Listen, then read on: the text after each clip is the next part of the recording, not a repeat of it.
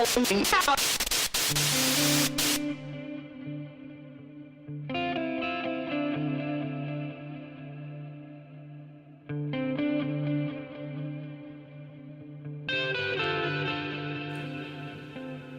fosa escéptica.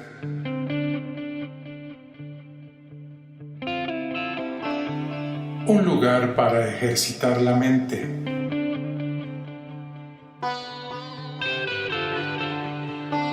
Con Fernando Canek y Alfonso Villalpando. La fosa escéptica.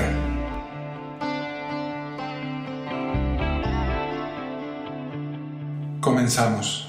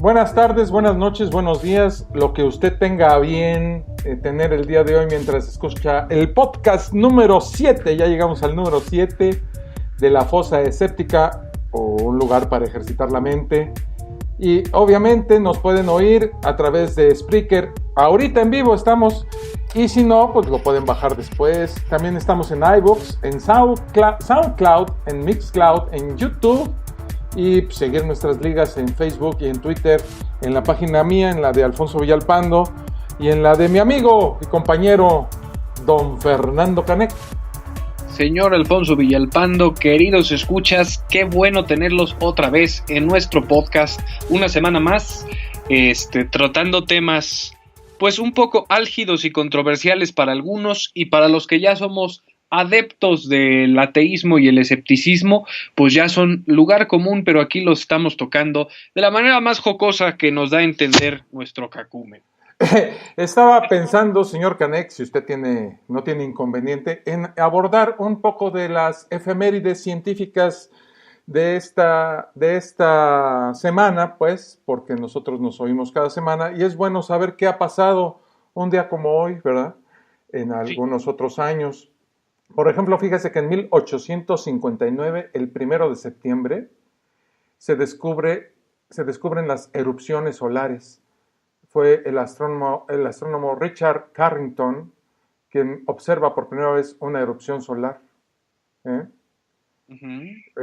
muy bonito eso, ¿no? Dermatólogo solar, me imagino, ¿no? Le checas las erupciones. Qué mal chiste. Usted sí. No, sí, la verdad es que hay que checarse las erupciones, cualquiera que sean.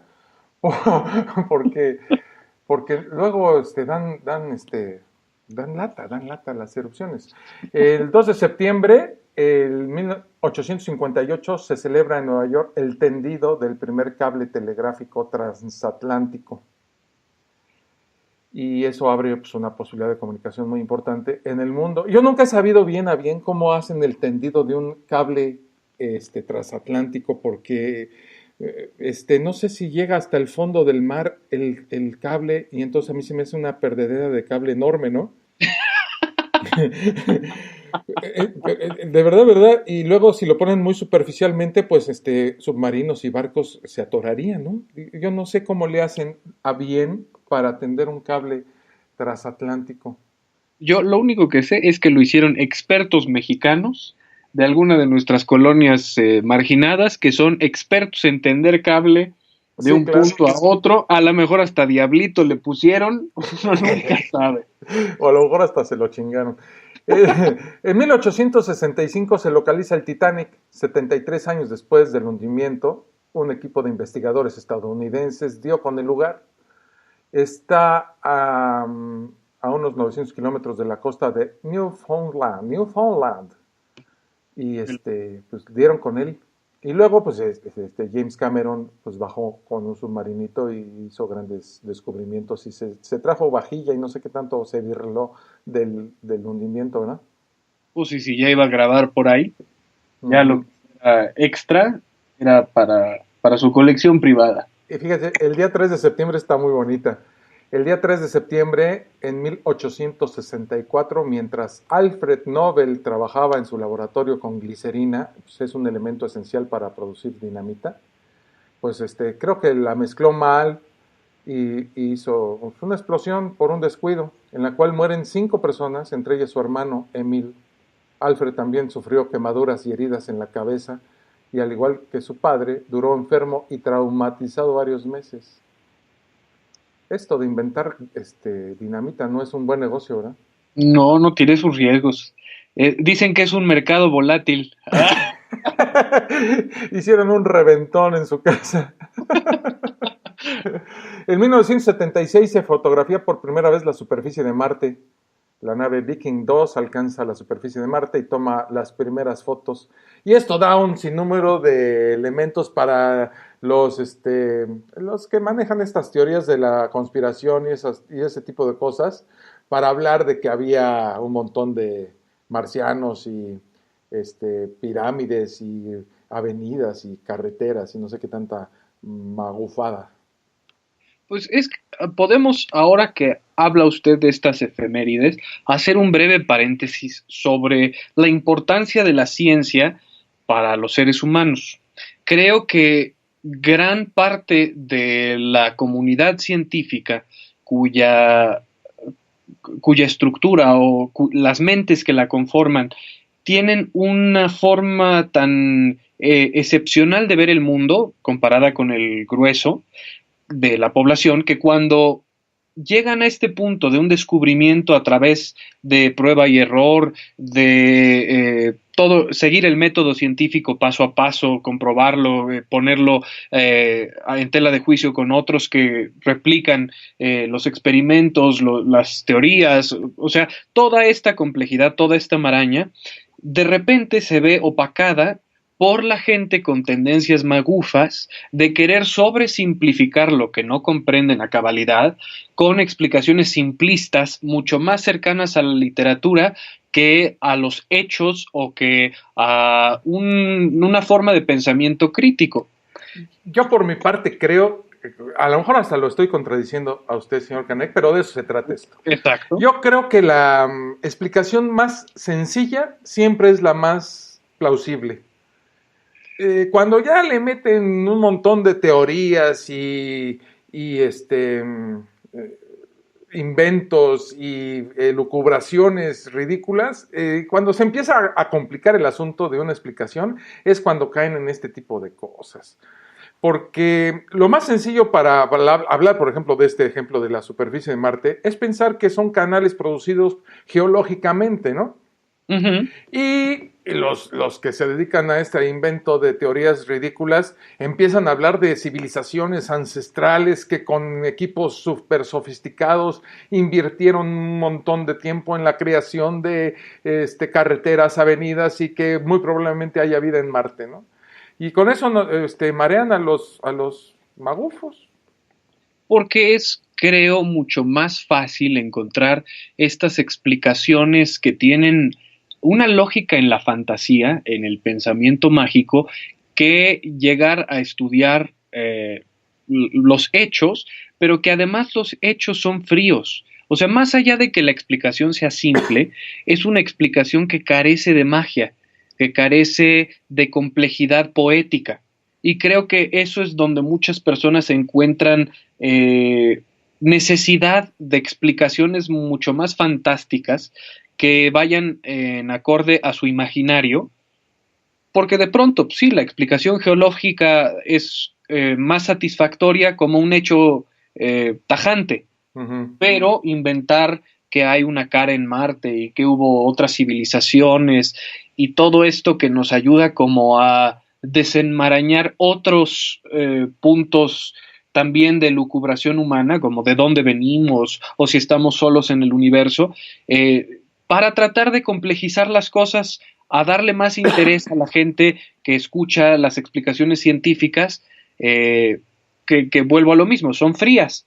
Yo me maravillo de algo que creo que Carl Sagan lo puso en la frase más trascendente. A esta sí le podemos atribuir algo de poesía y espiritualidad, pero creo que es lo más bello de la ciencia cuando llega a ese punto. Y él dice que somos el universo experimentándose a sí mismo.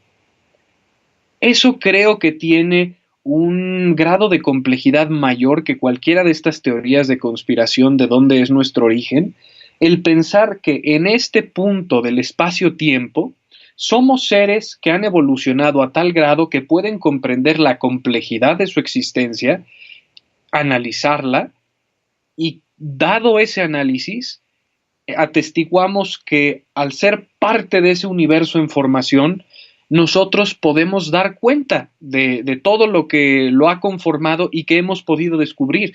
Eso ya es más allá de lo mágico, porque toma hechos fehacientes y los lleva a la poesis de la experiencia humana. Sí, yo no hablaba en lo simple, que fuera lo más sencillo.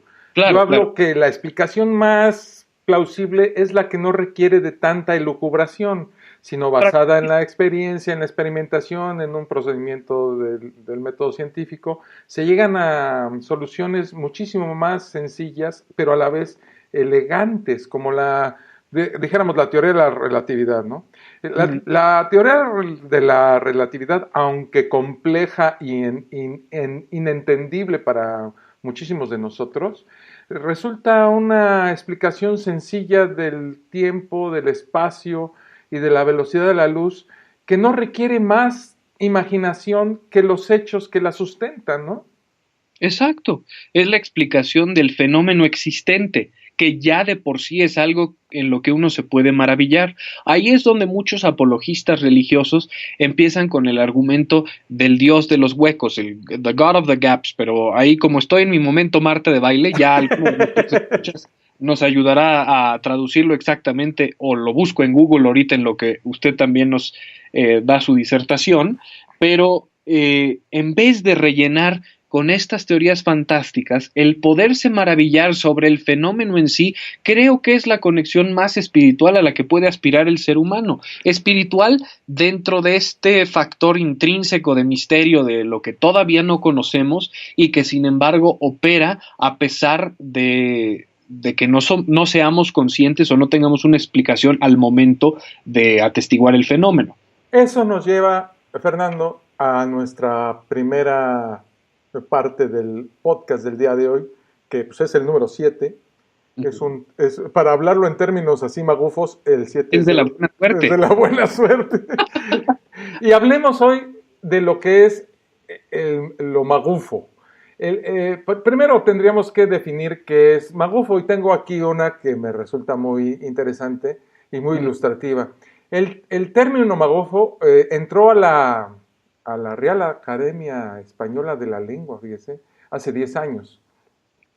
Y el magufo es un término utilizado generalmente en listas de correos, foros de internet y otros ámbitos por personas escépticas de las pseudociencias para referirse informalmente a los promotores de estas. La palabra es el resultado de una combinación de mago y ufólogo, y fue acuñada en 1997 por el señor Xoán, con X, Xoán M. Carreira. Y bueno, muy pronto ganó aceptación entre la comunidad escéptica de habla hispana. Hay una confusión, bueno, se llama magufo, por ejemplo, a los astrólogos, a los ufólogos, a los homeópatas y a los practicantes de pseudociencias en general. También se refiere de esa manera a personas que se atribuyen poderes sobrenaturales, como los psíquicos y otros supuestos dotados. De manera semejante, el término magufo se hace extensivo a ciertos periodistas especializados en lo esotérico y lo paranormal, que fungen de tales sin cuestionar si el objeto de su especialización existe realmente más allá del mundo de las creencias. Es muy frecuente, Fernando, la confusión entre magufo y crédulo. Ujú. El magufo no cree necesariamente en lo que practica o vende. Un crédulo es quien acepta de forma crítica las afirmaciones de los magufos y a menudo es cliente de sus servicios. Sí, un magufos famosos, por así llamarlos, un Deepak Chopra, un Osho, un Sí. Jodorowsky. Y bueno, Jodorowsky creo que es parte del personaje que crea que es un charlatán público. Mire, La verdad no sé cuál es la construcción, porque él es un personaje revolucionario de la de la... psicomagia y esas Sí, jaladas, ¿no? sí, pero es más como una tendencia estética. Creo que él sí está consciente de manipular a la gente. La verdad es un personaje difícil de explicar porque carece de profundidad, a pesar de que semióticamente y semánticamente es muy interesante cómo explica las Ah, cosas. no, digo, es que todos los magufos tienen ese tipo de elaboración racional pseudocientífica que los hace muy atractivos. Imbúen o engañan con esa palabrería pseudocientífica y a pesar de que no dicen nada, la gente dice, híjole, como no le entiendo, le voy a creer. Y yo creo que hay una división entre los magufos. Yo entiendo esto. Un magufo que sabe que está engañando, que se vuelve un fraude Ujú. o un vivales que engaña, y hay otro tipo de magufo que cree a pie juntillas lo que está diciendo, que lo que está diciendo es real y no engaña a la gente. El engaño supone, según yo, un conocimiento de que lo estás haciendo. Ujú. Y yo podría, o creo que podríamos dividir a los magufos en estos dos grandes grupos. Hay una palabra en español, en lugar de usar magufo, que me convence más porque habla bien de esta división, que es el engañabobos y el bobo. Ujú. Y el El engañabobos engañabobos. siempre es como el más listito, ¿no? Como que supone que la gente con la que está hablando es idiota y que los va a engañar.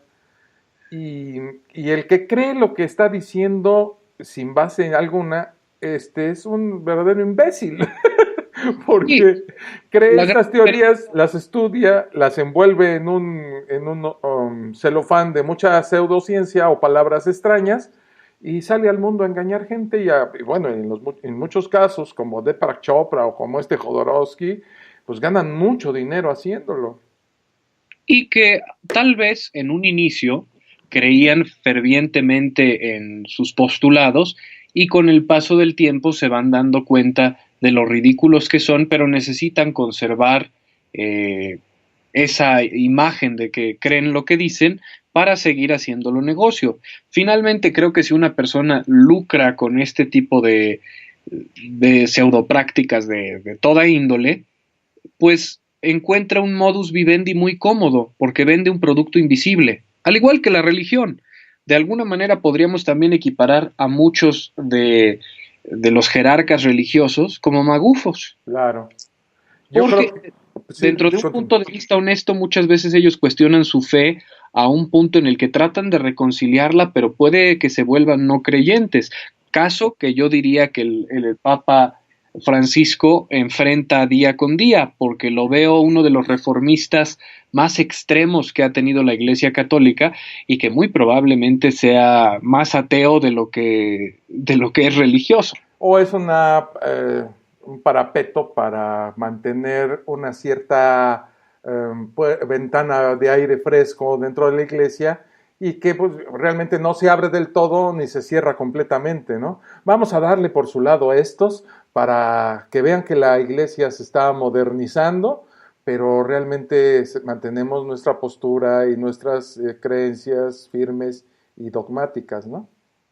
Sí, ha tenido unas declaraciones muy interesantes que después ha tenido que retractar o modificar, como por ejemplo esta famosa frase que se propagó en internet sobre su forma de ver a la comunidad LGBTI, Uh -huh. diciendo que quién era él para juzgar a otra persona, Sí. que es un precepto totalmente cristiano. Si tienen ese tipo de preceptos tan envolventes o tan incluyentes, pues ¿por qué no modifican la Biblia y se quitan de estupideces y aceptan que los seres humanos somos seres humanos y que no importa a quién te lleves a la cama. Hay una contradicción muy importante ahí en la forma en la que muchos creyentes católicos abordan su fe, que es, por un lado, Cristo fue el gran reformista del Viejo Testamento, y por un lado, Él muere para expiar todos los pecados del pasado y hacer borrón y cuenta nueva.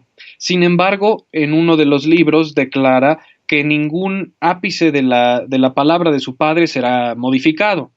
Entonces, la forma en la que apologistas reconcilian esto es a conveniencia de la interpretación, que por un lado descartan todas las restricciones del uso de cabello largo, de comer mariscos, de matar a la persona que esté trabajando en sábado, cosas así ridículas que vienen en el Viejo Testamento, pero conservan Levítico, conservan Deuteronomio para condenar a los homosexuales. Sí, claro. Entonces son contradicciones estúpidas dentro de la misma tesis apologista que se mantiene hoy día. La gente cree sin razonamiento.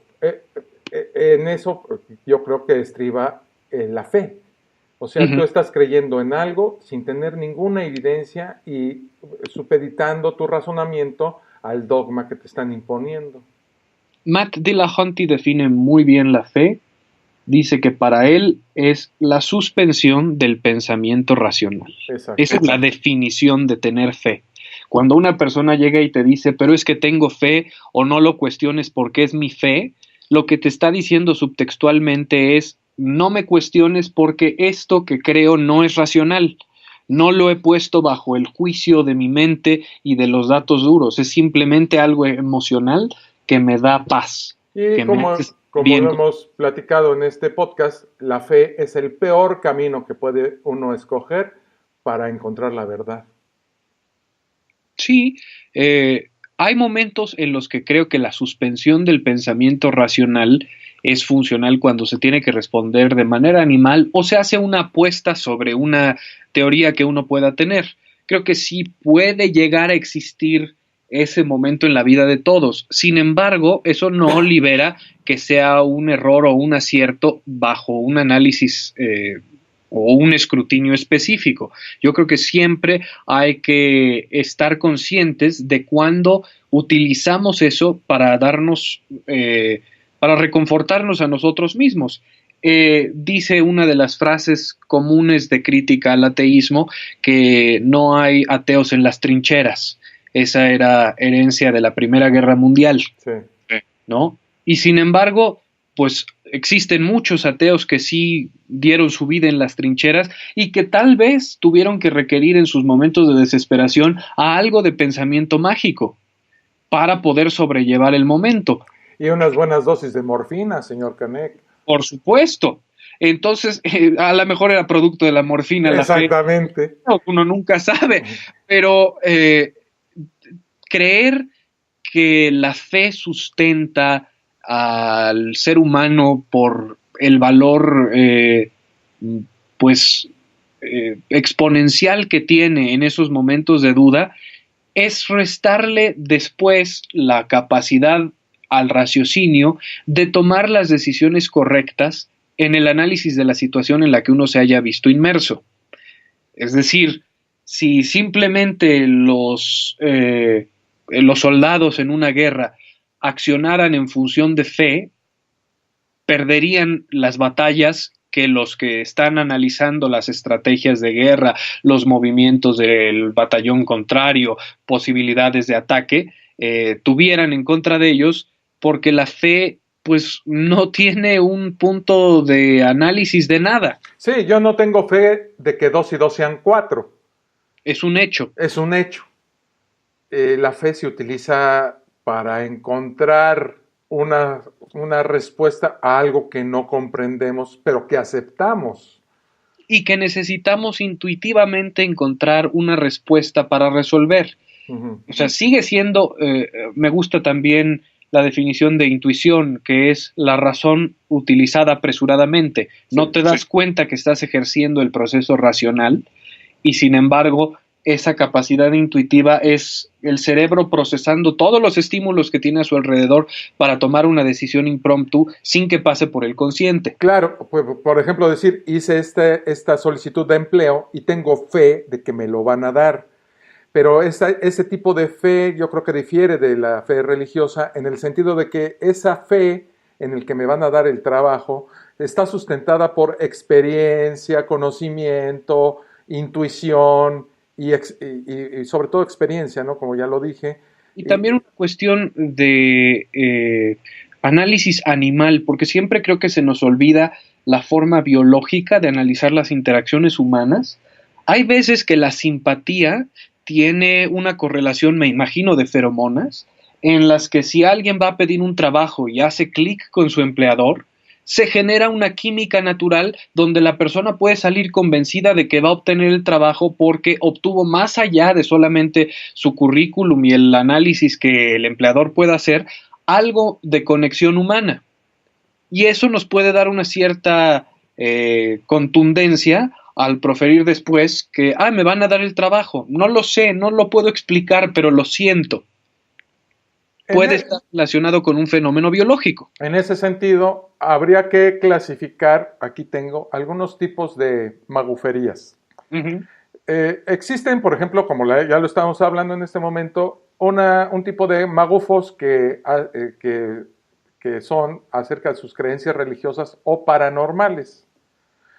Las creencias religiosas y paranormales a menudo giran en torno a la noción de que existe una dimensión espiritual o misteriosa de la realidad y que ellos son los únicos que pueden definir, sentir, valorar y experimentar este tipo de sensaciones paranormales o místicas. Y en eso hay una nueva era aquí, como te diré, un espiritualismo New Age, ¿no? Uh-huh. Que nos habla de ese tipo de magufos super millennials que hablan de sensaciones como reikis y como que son elegidos porque tienen poderes místicos o espirituales. Hace poco tuve un encuentro no muy grato en el Facebook con una persona que lee el tarot. Ajá. Y entonces yo le decía, oye, maestro, pues es que ese tipo de cosas tan antiguas no han probado ser efectivas ni mucho menos. Es más, hay estudios y hay experimentos muy profundos al respecto que hablan que lo que tú estás haciendo es una estafa porque él cobraba por lo que hacía. Y él me decía, no, realmente amable, pero él me decía, nunca caímos en el pleito. Acabé bloqueando lo del Facebook, pero no caímos en el pleito. Y él me decía, es que yo tengo cómo comprobártelo científicamente, el tarot, uh-huh. Pero tú tienes la mente muy cerrada, me dijo. Y con una mente cerrada como la tuya y obtusa, pues es imposible. O sea, era al revés el asunto. Yo era el idiota en este sentido, ¿no? Y yo le dije, mira, lo que tú estás haciendo es estafar a la gente que llega a ti con un problema. Y aprovecharse de la desgracia humana siempre es uno de los peores detalles de la ética de alguien, ¿no? Sobre uh-huh. todo de alguien que da un consejo. Y sobre todo basándote en un elemento mágico para tratar de definir quién está frente a ti, cómo estás ayudándolo, etcétera. Eso, la verdad, es una estafa. Y le dije, mira, si tú estás consciente de lo que estás haciendo es una mentira y lo estás haciendo, eres un estafador. Pero si no, y si lo haces nada más porque tú crees fervientemente que lo que estás haciendo es real, pues entonces eres un charlatán. Sí, no pueden tener la integridad de decir, bueno, es que lo que tengo es un don y efectivamente creerlo y no cobrar por ello, o sea, no dar un servicio porque supuestamente tienes poderes de conexión con este escritor omnisciente que ya tiene la vida de todos preprogramada. Ajá. Entonces, pues un acto genuino sería, yo tengo conexión con él, no te voy a cobrar, nada más te voy a dar una advertencia sobre lo que yo ya preví. Lo que pasa que es muy interesante con los tarotistas o con los que leen la mano o el café, muchas de estas prácticas ancestrales de los gitanos, uh-huh. es que tienen una gran habilidad para hacer lecturas en frío sobre el individuo al que le van a hacer esta divinación o lectura de diferentes cosas, y al leer su corporalidad, sus inquietudes, empiezan a caldear cómo está el asunto, haciendo preguntas ambiguas. Por ejemplo, una tarugada de, ¿tú conoces a una persona de pelo castaño o un poco oscuro, casi tirándole a negro? Pues entonces, a menos que sea pelirroja la otra persona, ya te redujo el campo de opciones a algo que es manejable para el lector. O cuando te dicen, mira, estoy viendo en este momento una persona que su nombre empieza con la letra G. ¿Hay alguien aquí en el grupo que tenga algo que ver con una persona con la letra G? Y es sorprendente lo que hacen estos tipos, ¿no? Todos tenemos a lo mejor un Gustavo, un Gerardo, ¿no? Sí. Y por ahí se van, son grandes estudiosos del lenguaje no verbal de la gente. Y que muchas veces hacen diagnósticos más trascendentes que los psicólogos, por ejemplo, después de varias sesiones, dependiendo de la corriente que el psicólogo forme parte, pero hacen una lectura tan puntual de los gustos, de las ambiciones, la ensoñación que tiene la persona con la que están interactuando, que le dan justo la motivación que necesita para acometer el siguiente reto. Y tal vez esa ayuda de manipulación psicológica haga que la gente cumpla la profecía. Además, tú llegas con ese tipo de personas deseando que lo que te digan sea justo lo que tú necesitas oír. Esto es decir, el magufo o el tarotista o el que te hace ese tipo de lecturas de manos, etcétera, avienta lo que dice y tú ajustas tu vivencia para que lo que está diciendo este tipo se ajuste a lo que tú quieres oír. Ese es un sesgo cognitivo. Exacto.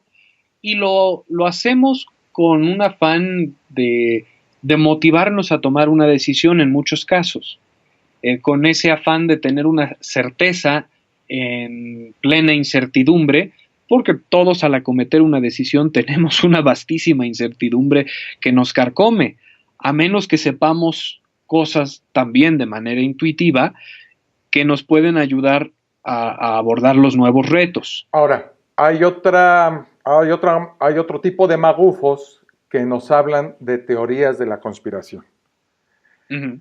Estas teorías de conspiración y sus teóricos sin duda merecen de verdad una categoría aparte. Cuando los escépticos hablamos de teorías de la conspiración, pues nos referimos a las grandes conspiraciones, aquellas que necesariamente tendrían que incluir a muchos individuos a través de instituciones, naciones y a veces hasta generaciones. A menudo las grandes conspiraciones siguen el formato de dividir al mundo en tres grupos. Los conspiradores son un grupo malvado. Uh-huh.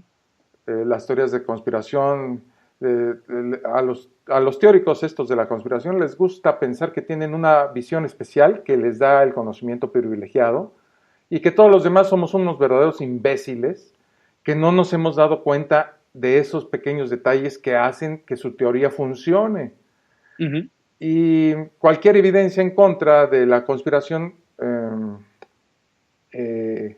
es plantada siempre por los conspiradores. La razón por la que no hay evidencia para apoyar la conspiración es porque está siendo suprimida por los conspiradores. Yo creo que la más famosa de estas teorías de la conspiración es la que nos habla, para dar un ejemplo, de que el hombre nunca llegó a la luna. Sí, esa es de las más recurrentes. Creo que la más famosa es la existencia de los Illuminati. Ah, bueno, sí, también es una muy famosa. Pero la llegada a la luna, que incluso algunos arguyen que fue dirigido el alunizaje por Kubrick. Ah, sí, también.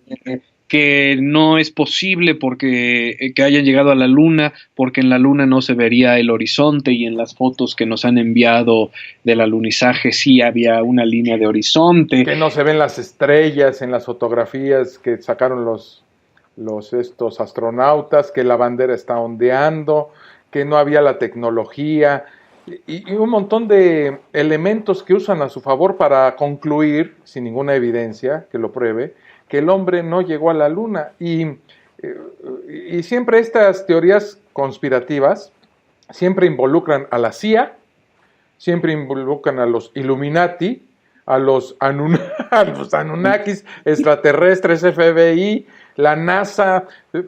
Son realmente elucubraciones o conspiraciones masivas que involucran a un montón de gente y que no son sustentables por o sea, no hay evidencia que las sustente.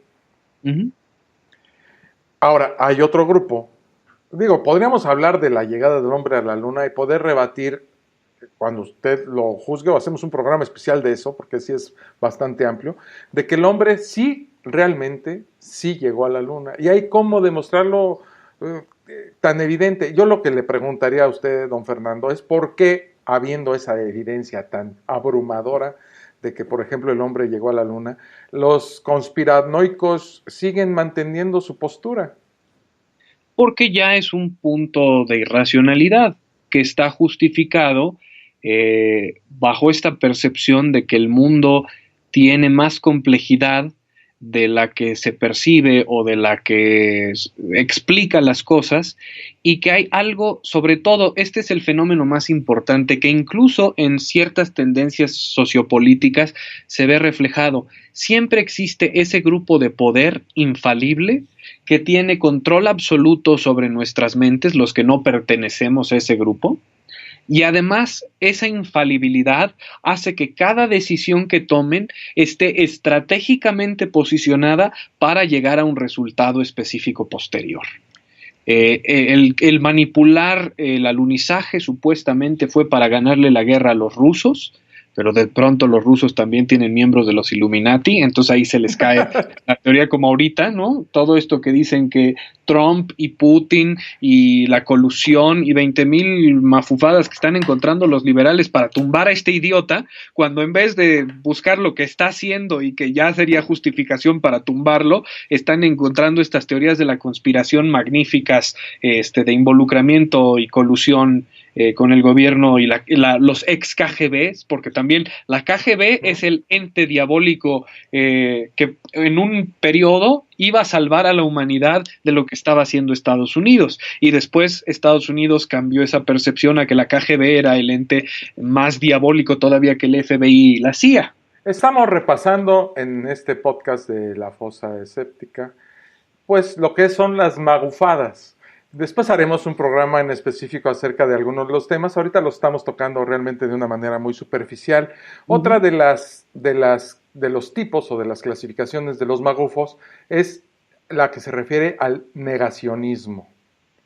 Uh-huh. La negación de las conclusiones científicas establecidas es la otra cara de la pseudociencia. En lugar de establecer una creencia dudosa, busca derribar una teoría legítima. La estrategia básica se suele denominar MID, miedo, incertidumbre y duda. Otro término común es manufacturoversia, una falsificación o controversia popular fabricada donde no hay controversia científica real. El negacionismo es, no le creo, la medicina, las vacunas no curan, por ejemplo. Uh-huh. ¿Verdad?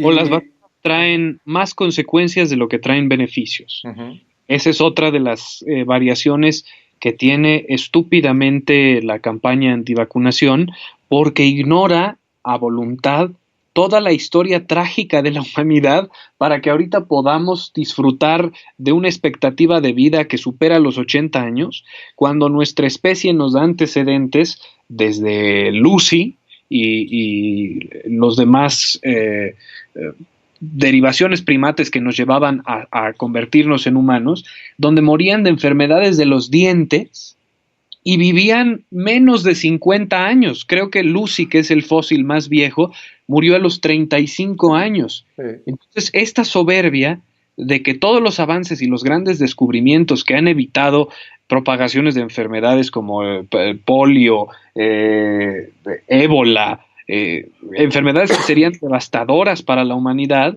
ahora llega alguien con sus 15 minutos de investigación en internet a decir, todo eso me lo paso por el arco del triunfo, las vacunas no funcionan. La otra de las categorías es esta de bueno, ya hablamos de las vacunas, de los tipos antivacunas, que han hecho, por ejemplo, que en Estados Unidos el sarampión, que es una enfermedad que ya habíamos descartado de la de la salud pública, se brote, ¿no? Brote nuevamente el sarampión por estos padres super New Age y super, ¿cómo te puedo decir?, naturistas que pregonan que las vacunas provocan autismo. Es que esa es otra tarugada de los magufos que a mí siempre me ha causado un problema. Los que dicen cosas naturales o los que dicen que comen cosas orgánicas. Ajá. A ver, en primer lugar, orgánico en su definición científica quiere decir que está constituido por moléculas de carbón.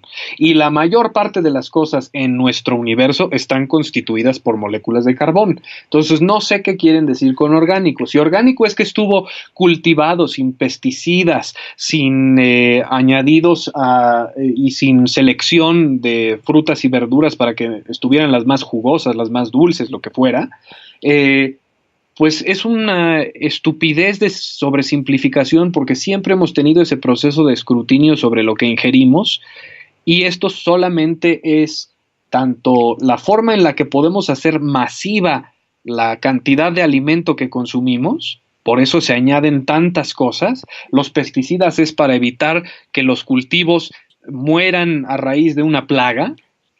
O sea, todo tiene un sentido, todo tiene un propósito, y parece que esos pesticidas y todo vienen de una membrana interdimensional y que seres maquiavélicos los ponen para después transformar a la integridad física del ser humano, que no tiene sentido en la explicación porque nuestra expectativa de vida sigue aumentando. En este sentido, de lo que está hablando, entran muy bien los que se oponen a los transgénicos.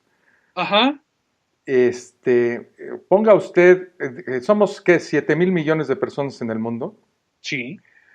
¿Cómo le vamos a dar de comer a tanta gente si no es con la manipulación adecuada de los alimentos? Y hay gente que se opone por razones completamente estúpidas a los transgénicos, cosa que hemos estado comiendo o consumiendo desde hace muchísimos años.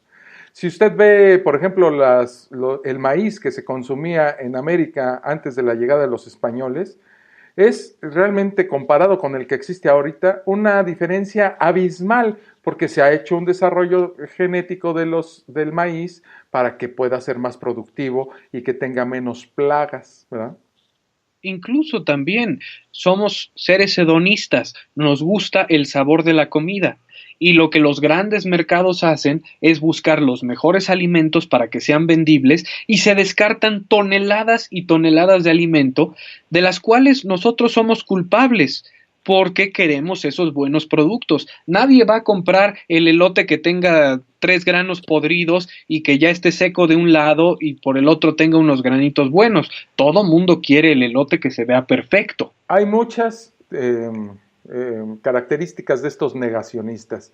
Y, por ejemplo, hay quienes niegan la evolución, o sea, hablan de un creacionismo. Y, por ejemplo, hay otras menos generalizadas, sin embargo, que incluyen la negación del SIDA, la negación del Holocausto, la negación de la teoría de los gérmenes, y bueno, hay muchos otros, ¿no? El calentamiento global. Sí, claro. Que bueno, hay algo interesante. De repente englobamos en estos grupos de gente irracional a críticos que pueden tener ciertos puntos. A mí me llama mucho la atención ahora los que han salido en defensa de las idioteces de Donald Trump, de escindir tratados internacionales, sobre todo con el enfoque hacia contraatacar o contrarrestar el calentamiento global, que dicen algo interesante. Lo que estamos haciendo para mitigarlo tiene afecciones económicas directas, ¿no? Como evitar la energía derivada del carbón, ¿no? Sí. Que Donald Trump quiere reabrir plantas y utilizar esta energía que contamina muchísimo. Y entonces los críticos dicen, ¿cuánto tiempo de vida nos va a dar ese cambio ya en este punto que llegamos a una hora conclusiva para tomar acción? ¿Cuántos años más nos va a dar? Porque el calentamiento global parece algo inevitable. Llegamos a un tema de los magufos que me atrae muchísimo, que es la pseudociencia. Ajá. La pseudociencia no es anticiencia y no requiere de un rechazo del naturalismo, sino que utiliza las herramientas y el lenguaje de la ciencia, pero de una manera fatalmente defectuosa. La pseudociencia a menudo comienza con una conclusión deseada y luego trata de justificar esa conclusión con evidencia científica. El gran defecto aquí, pues, es el proceso.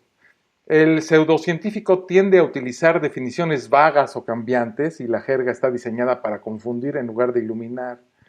La evidencia se usa de una manera altamente selectiva en lo que se llama cherry picking. Uh-huh. Con frecuencia, formas débiles de evidencia, tales como anécdotas, se utilizan para atacar formas de evidencia mucho más rigurosas, tales como los experimentos controlados. La pseudociencia a menudo se produce en la periferia por pequeños grupos o defensores solitarios que no pueden participar de manera significativa en la comunidad científica en general. Dentro de estas pseudociencias, pues hemos hablado en esta serie de podcasts de un montón de ellas, ¿no? Sí, sí. Como el Reiki, como el Feng Shui, como ese tipo de valorizaciones médicas que carecen de un fundamento o de una comprobación científica eficaz. Bueno, más sencillo todavía, también hemos hablado de la guayaba como la fruta que cura el cáncer, estos tratamientos milagrosos, la homeopatía es una super pseudociencia, la acupuntura. Hay una que me llama mucho la atención que es la medicina ortomolecular, que fue, por ejemplo, fundada por un ganador del premio Nobel, de 2 premios Nobel, que es Linus Pauling. Y Linus Pauling fue premio Nobel de Química y en 1954. Y luego un premio Nobel de la Paz en reconocimiento a su fuerte oposición a las pruebas nucleares. Pero este tipo empezó con una teoría de que la vitamina C, las supervitaminas o vitaminarse en exceso curaba a la gente. Y bueno, resultó ser una verdadera pseudociencia completamente carente de todo fundamento científico y que es usada todavía en el mundo, ¿no? En México hay un montón de tiendas que venden medicina ortomolecular, médicos recibidos que la usan, la recetan y que no tienen ninguna validez científica. Es una medicina que le analiza a uno las moléculas del derrier. Por eso quisiera yo hacer en este momento para nuestros amigos una pregunta. O sea, ustedes, amigos que nos oyen, ¿son magufos? Hay un test que descubrí que puede darnos una idea de qué grado de magufería tenemos nosotros en nuestro cerebro. Si me lo permite, nada más quisiera que contestara a nuestros oyentes con un sí o un no mentalmente, ¿verdad? Obviamente. Y que definieran si ellos son magufos. Por ejemplo, las preguntas... Vamos a recibir la respuesta osmóticamente, porque tenemos esos poderes psíquicos, usted y yo, para respuestas de la gente. Por ejemplo, las preguntas son: ¿cree usted en Dios? ¿Piensa que las cosas que ocurren están predestinadas? ¿Confía en la acupuntura? ¿Consume o avala los medicamentos homeopáticos? ¿Practica el Reiki? ¿Piensa que somos visitados por extraterrestres u ovnis? ¿Cree que las vacunas son malas? ¿Piensa que los transgénicos son malos?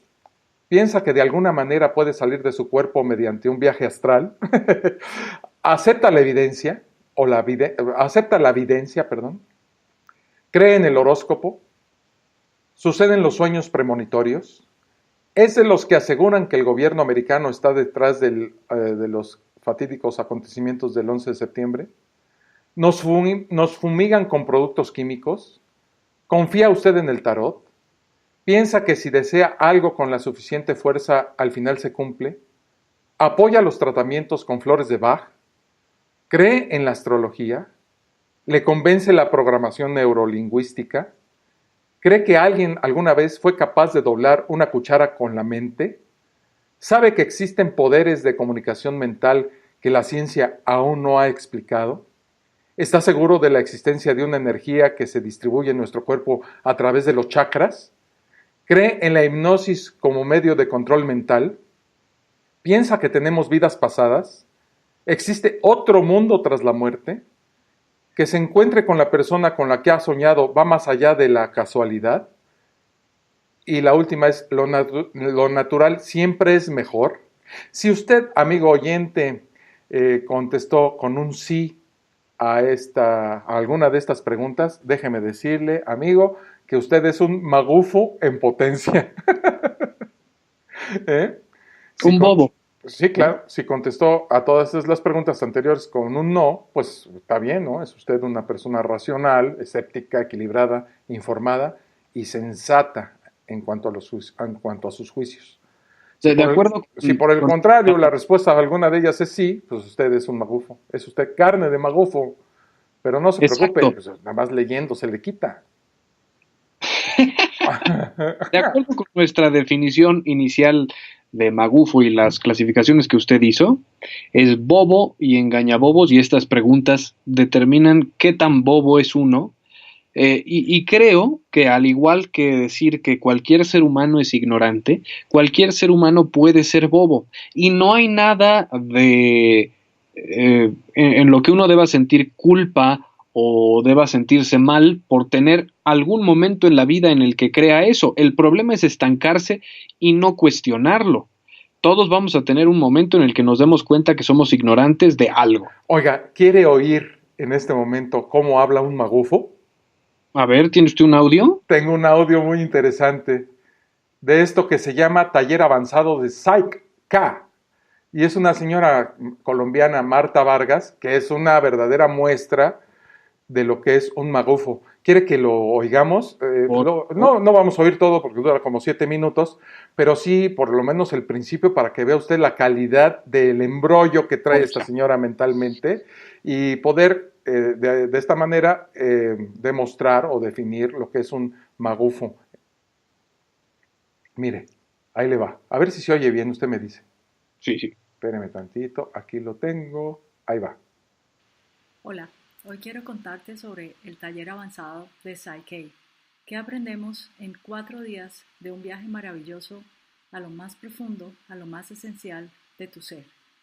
Lo primero que vamos a aprender se llama rapport o acompasamiento.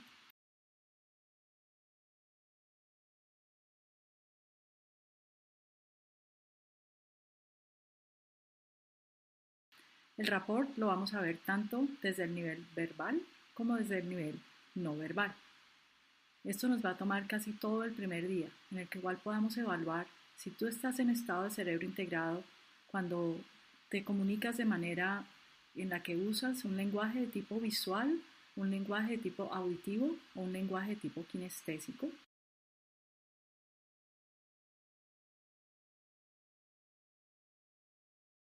O al igual cuando escuchas este tipo de lenguaje. Imagina la importancia de poder estar en estado de cerebro integrado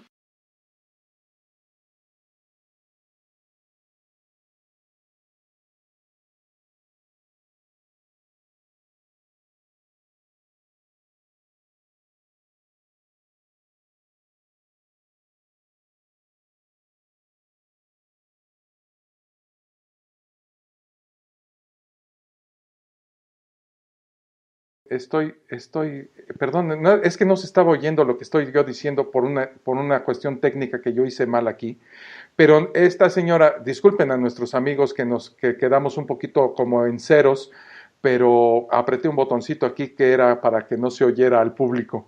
El asunto es que esta señora habla de un estado de cerebro integrado, que nos habla de la posibilidad de captar el lenguaje no verbal de la gente y hablar de una manera calmada, sosegada y explicar las cosas que en una energía de los chakras nos intuyen a ser unas mejores personas. Habla con un lenguaje tan científico que la verdad es que yo siento que mucha gente aprecia, y esta señora se la pasa dando cursos por todo el mundo acerca de este tipo de estado de cerebro integrado, que es una teoría del Psych-K. Y para nuestros amigos que lo quieran oír, está en una página que se llama precisamente PsyCat, y es Marta Vargas. La pueden buscar en YouTube y eso, y es una chulada de lo que es un magufo en potencia. Otra de las características de estos magufos que nos quieren envolver es esta nueva teoría New Age de lo cuántico. Sí, la explicación fantástica de la física cuántica, donde la mente tiene un poder de cambiar la realidad o de transformar molecularmente las cosas a través de intencionalidad, es decir, cuando uno programa la mente para obtener ciertos resultados, y ahí es donde uno puede diagnosticar qué cosa es pseudocientífica simplemente por este fin que tiene de algún lucro tanto emocional como material que beneficia al individuo que practica esa pseudociencia. Eso es lo más inconcebible, el punto de alarma al que puede uno llegar, que siempre hay una solución positiva para la problemática existencial del ser humano a raíz de la práctica. Hay medicinas cuánticas, terapias cuántico-holísticas, energías vibracionales universales, resonancias positivo-energéticas, entrelazamientos holístico-multidimensionales y un montón de pendejadas más, señor Canek. Estas idioteces nos pueden costar un disgusto. Para empezar, no se pueden aflojar el bolsillo, no se pueden adquirir sin aflojar la cartera. Los iluminados no solo viven de la luz y generalmente cobran por dar charlas sobre estas cosas, cantidades que van desde los 20 hasta los 200 euros, y pero eso no es lo peor, aunque no es desdeñable. Lo peor es que podemos hacer tonterías que afectan a nuestra salud. Lo malo de estas pseudociencias curativas que están tan de moda, como esto cuántico, es que uno deje un sistema tradicional de medicina que ha probado científicamente su efectividad y que se dedique a este tipo de cosas, buscando la salud, obviamente, que es un fin realmente plausible, pero buscando este tipo de soluciones tan enmarañadas para provocar salud, ¿no?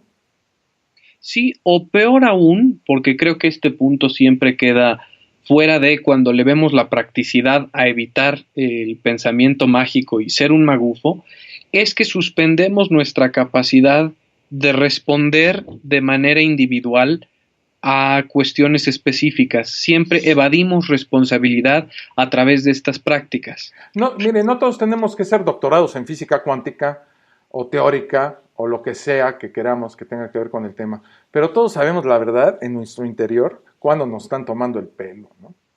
Sí, y permitimos que eso suceda porque podemos desplazar hacia algo abstracto o hacia otros individuos un sentido de culpa que en realidad sería una energía mucho más positiva, energía en este término semántico nada más, de decir, en vez de asumir mi responsabilidad, se la voy a depositar a otros porque es mucho más trabajo el accionar en función de cambiar las cosas que quiero cambiar.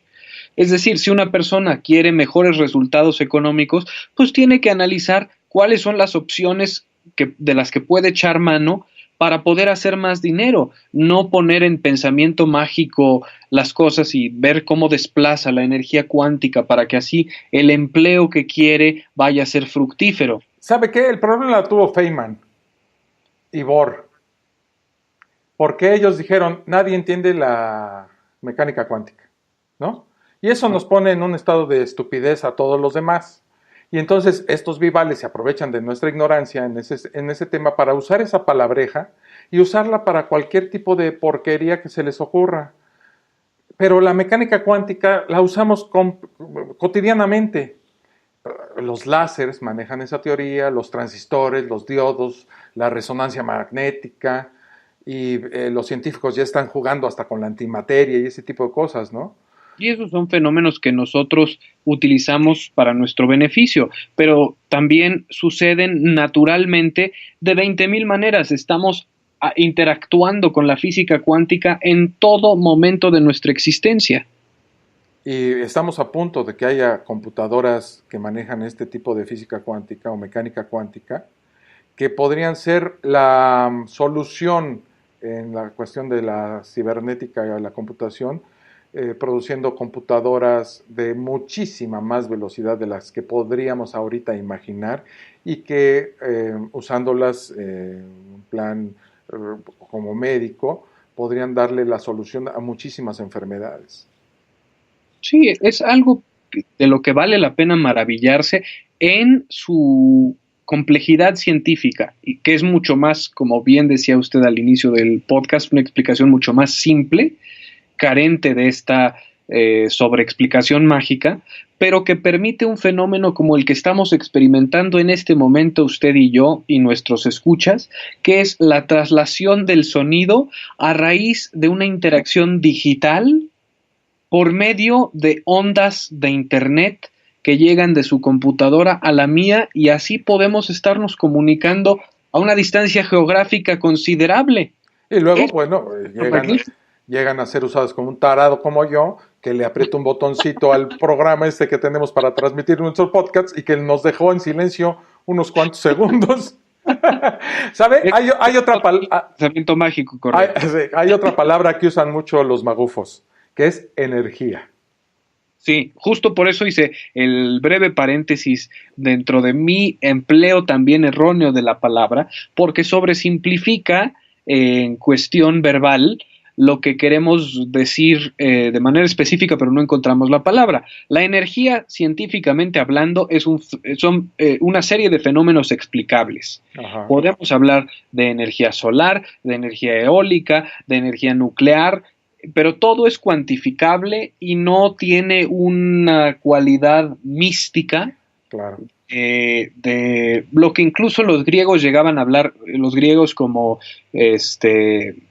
Platón, hablaban de la esencia de las cosas. No tenían una explicación científica, todavía Aristóteles no desglosaba las cosas de la manera que nos heredó en cuestión lógica, en su aportación a la epistemología, pero esa simplificación en la palabra alma o esencia se ha transformado conforme avanza el tiempo a este fenómeno de la energía, que habla de esta fuerza vital que compartimos todos los seres humanos, o incluso de esta fuerza mística que tiene poderes para mover emocional o mentalmente a la especie humana.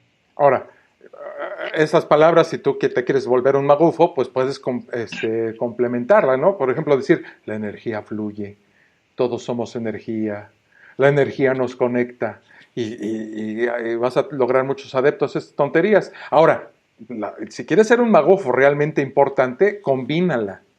Combina la energía, por ejemplo, la energía lo puedes combinar con lo holístico, con el magnetismo, con lo cuántico, con lo biónico, ¿verdad? Y te doy un tip, si quieres ser magufo, combínalas con palabras en esdrújula. Ajá. ¿Verdad? Y puedes hacer palabras como energía biónica. Y eso te da un cierto estatus magufo de primerísimo nivel. El problema, como lo hemos planteado en este podcast, es que la gente adquiera este tipo de teorías como hechos consumados sin comprobarlo y que se alejen de, primero, un tratamiento médico adecuado para sus males y que se dediquen a este tipo de cosas como el biomagnetismo, el reiki y cosas que podrían, según ellos, ayudarlos y que son una verdadera tomada de pelo. Y lo más triste, que son muchas veces deformaciones de descubrimientos científicos importantes que al quererlos volver aplicables para modificar la interacción de la vida diaria, trastocan ese gran descubrimiento, esa aportación que ha hecho la ciencia. Por ejemplo, el decir que somos seres constituidos por energía, si lo hablamos en términos científicos, tiene otra aplicación mucho más importante. Si lo hablamos en términos espirituales o magufos, estamos restando de todo eso a una sobresimplificación mágica que no tiene propósito alguno más que manipular a la mente para que uno se pueda dar una inyección de dopamina en la que se sienta bien consigo mismo porque ahora forma parte de ese gran cosmos en el que ahora la vida le va a ir bien porque está conectado con esa fuente de energía interdimensional que tantos magufos claman es la conducta óptima y sobre todo que siempre es energía positiva. Yo no sé por qué tiene un componente emocional la energía. Sí, claro. Aunque Eso, también, por ejemplo, el conocidísimo mal de ojo es una energía negativa que te afecta porque alguien te la está tirando o que alguien te la está echando. Es un tipo de energía mística que no se puede medir, no hay cómo cuantificarla, escapa a cualquier tipo de procedimiento científico para su evaluación y hace que la gente crea en ella sin tener una comprobación científica que lo sustente. No, la inteligencia, aparte, señor Canek, no es una vacuna que te impida creer en ese tipo de tarugadas. Yo Y tengo una postura bastante igualitaria. Yo creo que todos somos pendejos en vías de mejorarse, pero cada quien escoge el grado de pendejez en el que se va a quedar. el hecho es que sí, y tenemos un ejemplo con el que podríamos cerrar este podcast y hablar de uno de los individuos más importantes del siglo XX en nuestra comunidad científica que murió debido a ese tipo de magufadas. Estoy hablando obviamente de Steve Jobs. Uh-huh. Steve Jobs, bueno, todos lo sabemos, creador de Apple y de Macintosh, murió el 5 de octubre del 2011 por un cáncer de páncreas. El día antes, Apple había presentado el iPhone 4S, para que vean más o menos de a qué época nos estamos refiriendo. Su salud se había deteriorado semanas antes, había cedido el puesto de jefe del CEO, Chairman of the Board, ¿no? Uh-huh. A Tim Cook, que a partir de ese momento se encargaría de liderar el futuro de la compañía que él creó. Y él anunció por medio de un mail a sus empleados que tenía cáncer y que se iba a alejar un poco. Tenía que someterse a una operación. La operación tenía como objetivo eliminar el tumor del páncreas que se le había detectado. Y el mail es muy, muy emocional, ¿no? Dice: deseo comunicarles que una noticia personal que necesito compartir y quería que supieran directamente por mí. Tengo una forma muy rara de cáncer de páncreas llamada tumor neuroendocrino que representa aproximadamente el 1% del total de casos de cáncer pancreático detectados anualmente y que puede ser curado si se elimina quirúrgicamente tras ser diagnosticado a tiempo. Y el de él lo era, fíjese. Y él decía que no iba a necesitar ni quimioterapia o radioterapia. Para hablar un poquito, señor Canek, de lo que son los tumores neuroendocrinos, como el que sufrió Steve Jobs, se forman en las células del páncreas encargadas de producir hormonas tan importantes como la insulina. Sin embargo, no siempre causan síntomas, lo que puede dificultar la detección de esto. La única ventaja de esta enfermedad oncológica con respecto al cáncer de páncreas más conocido es que sus células malignas se diseminan más lentamente. Y bueno, pues hay más opciones de tratamiento. Él decidió retrasar las pruebas y una intervención quirúrgica a la que debía someterse, optando por terapias alternativas sin evidencia científica. Ese es el asunto, señor Canek.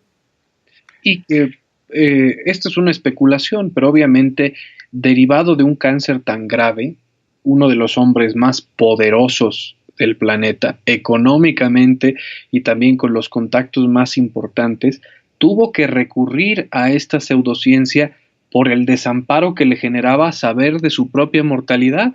Creo que mucho de lo que sustenta las pseudociencias es ese temor a nuestra finalidad sobre este planeta y a tratar de evitarla a costa de lo que sea, y cuando lo científico no funciona, pues lo único a lo que puede recurrir uno adicionalmente es lo mágico, esperando que eso tenga ese resultado fantástico fuera de lo real. Sí, claro. Especular sobre la progresión del cáncer que afectó a Steve Jobs es arriesgado y, la verdad, muy controvertido.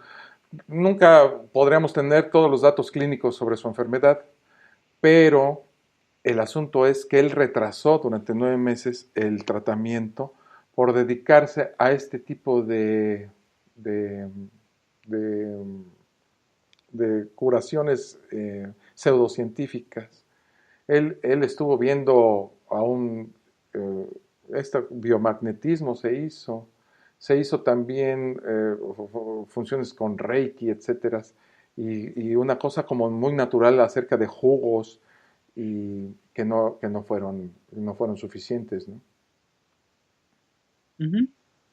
Es triste porque además su trascendencia para la humanidad fue importantísima, y ahora que ya no está bajo su batuta y esta necesidad de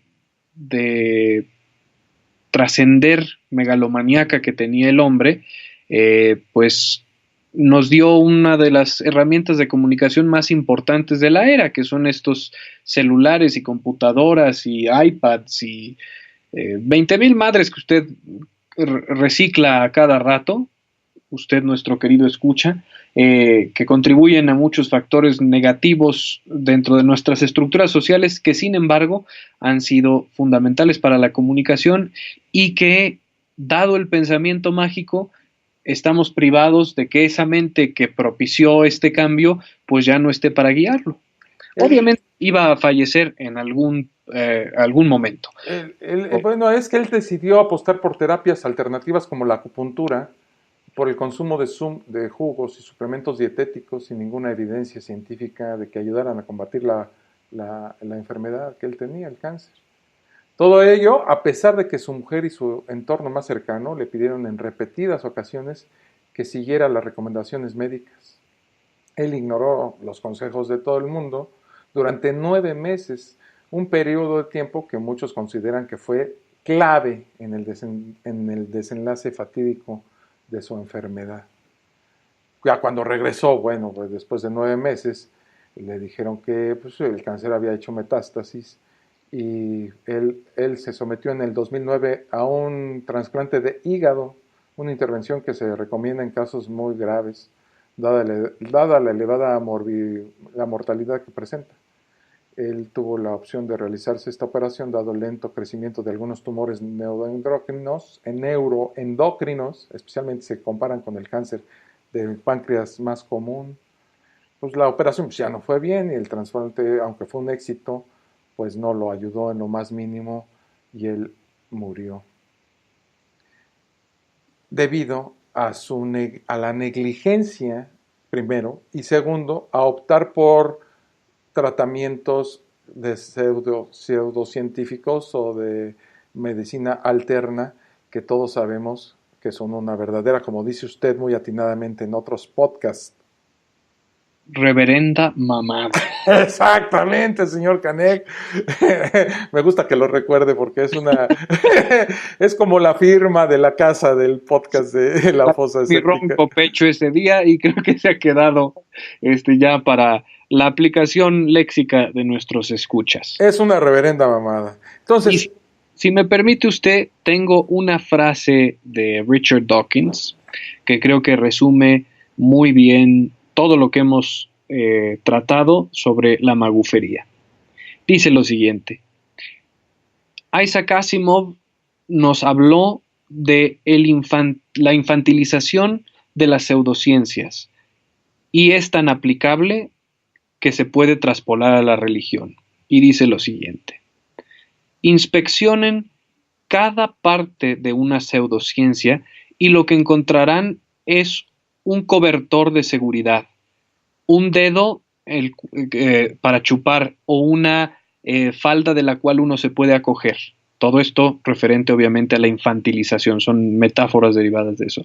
Es increíble, además, cómo tantas personas son incapaces de entender que X es reconfortante, pero no implica que ese X sea verdadero. La medicina, ¿cómo dicen? ¿Cómo se llama la medicina alternativa que funciona? Medicina. Medicina.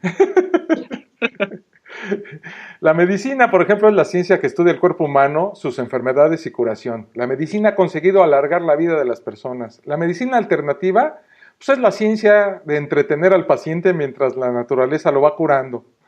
La ciencia de entretener al paciente mientras la naturaleza lo va matando sin remedio. Si no se cura, solo hay dos posibilidades: llevarlo a un doctor de verdad o morir. Yo creo que eso habla muy bien de la diferencia entre lo que es la medicina, que sí funciona, y este tipo de charlatanerías que nos va a producir, la verdad, la muerte. La condición de que uno se salve y que por coincidencia uno haya tomado pues, este tipo de cuestiones como la homeopatía, la acupuntura, etcétera, pues habla de que el cuerpo humano se restablece de forma natural en algunos casos. No habla de que la acupuntura o la homeopatía funcionen de por sí.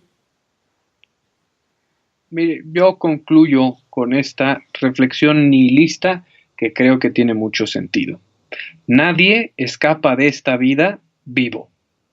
Así que, ¿para qué hacerle uno a la mamada? Tanto de prolongar lo inevitable y solamente aceptar los hechos. No es una cuestión de ser conformista, no es una cuestión de subordinarse ante nada, es una cuestión de gran humildad, de entender nuestro lugar en el cosmos y en esta existencia consciente que tenemos y dejarnos de tantas fregaderas que lo único que hacen es entorpecer nuestra forma de disfrutar la vida, tanto de las cosas que nos son benéficas como de las que nos son perjudiciales. En este podcast, como corolario, podríamos decir que lo que quisimos es tratar el término de la magufería, de lo que es ser magufo. Y si alguno de nuestros oyentes opta por decir, bueno, sí, yo creo que soy un magufo, y opta por ejercer su razonamiento crítico, su pensamiento y su inteligencia en definirlo y en combatirlo en uno mismo, yo creo que hemos avanzado en algún momento y nuestro objetivo se verá completamente rebasado. Eh, si usted tiene alguna frase que quiera proponer como para cerrar este podcast, porque ya se ha hecho clásico que usted lo cierre con una frase de algún científico o pensador de nuestra época o de épocas pasadas, pues se lo agradeceremos, señor Canek, para cerrar este que es el podcast número 7 de La Fosa Escéptica. Pues tengo mi favorita de Christopher Hitchens, que ya quería yo ver dónde la ponía, y aquí este podcast tuvo oportunidad, que es: toma el riesgo de pensar por ti mismo. Mucha más felicidad, verdad, belleza y sabiduría vendrá si lo haces. Pues con esto creo que terminamos nuestro podcast el día de hoy. Hoy con música celta, fíjese. Mire, Que para evocar algo de herencia religiosa de los anglosajones en nuestro podcast. ¿Qué música celta nos va a poner usted? Aquí estamos oyendo ya a nuestro amigo Christopher Frankl con esto que se llama Celtic Mist, y pues acabamos nuestro podcast del día de hoy. Señor Canek, me dio mucho gusto. Nos vemos la semana que entra con otro de la serie, ¿no? Ahí nos vemos, déjenos sus comentarios, síganos en redes, interactúen con nuestras redes, que nos ayuda mucho. Ya saben que ahora esa es la forma en la que los seres humanos nos comunicamos. Entonces ahí denle like, denle follow en cualquiera de nuestras redes, o déjenos sus opiniones, críticas, mentadas de madre, aunque nuestras madres no tienen la culpa de cómo salimos sus hijos. Y bueno, ofrezco una disculpa por el espacio en blanco que tiene este podcast. Fue una cuestión de ignorancia tecnológica que espero no volver a cometer. Nos estamos viendo la próxima semana. Muchas gracias por escucharnos. ¡Abor! ¡Abor!